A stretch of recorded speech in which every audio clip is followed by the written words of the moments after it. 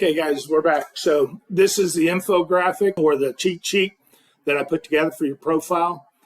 We talked about the profile picture. We talked about the banner image or background image. We talked about the headline. And then there's a cover story section. So you have to be on the mobile app to do this, but you can tap or hover on your photo, whatever it is, and record like a short 30-second video. And that's why when you happen upon some profiles, you'll see it flickering. That's because not only are you looking at the image, but there's a video in the background. And you can click on it and watch that 30-second video. And it basically gives you a short 30-second commercial to talk about what you do in addition to the headline.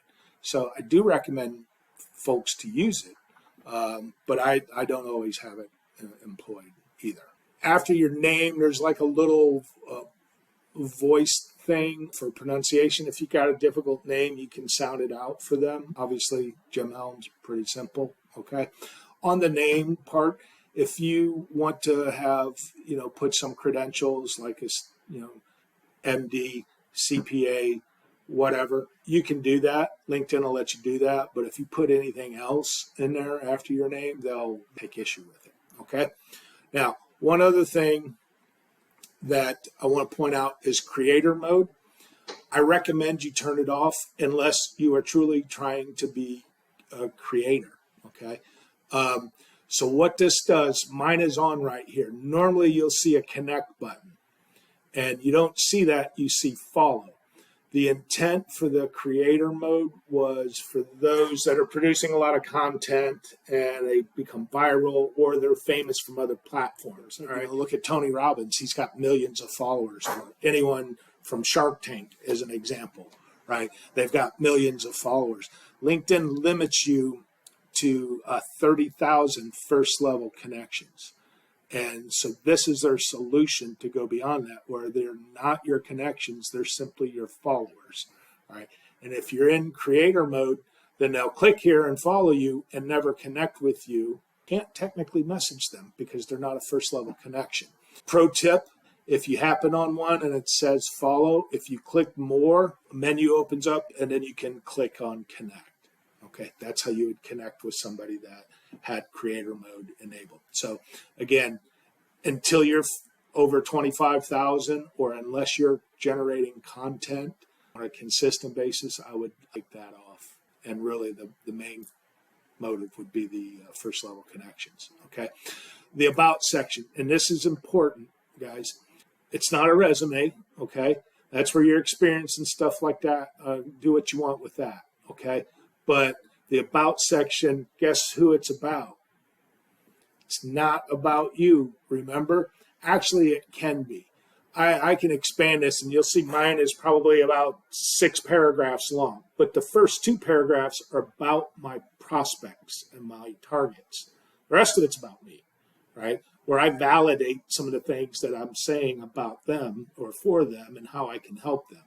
But make that, this is critical, that first paragraph.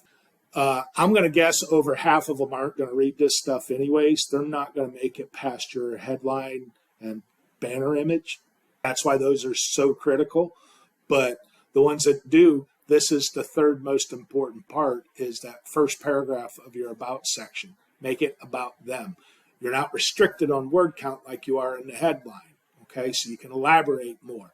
And then I validate that with some experience and stuff. If you go to my profile and just click on this, you'll see it's about six paragraphs long. And the rest of it after these first 2, you can see here it starts then it becomes about me. All right. Experience, fill it in because it'll help. All of these things are important to fill in for your rankings on LinkedIn. Okay. So fill in your work experience and your education. By the way, the other cool pro tip is that anytime you have the same employment or went to the same school, so everyone that went to Cornell or Southern Illinois is automatically a second level connection of mine. Okay, so that's massive in expanding your network.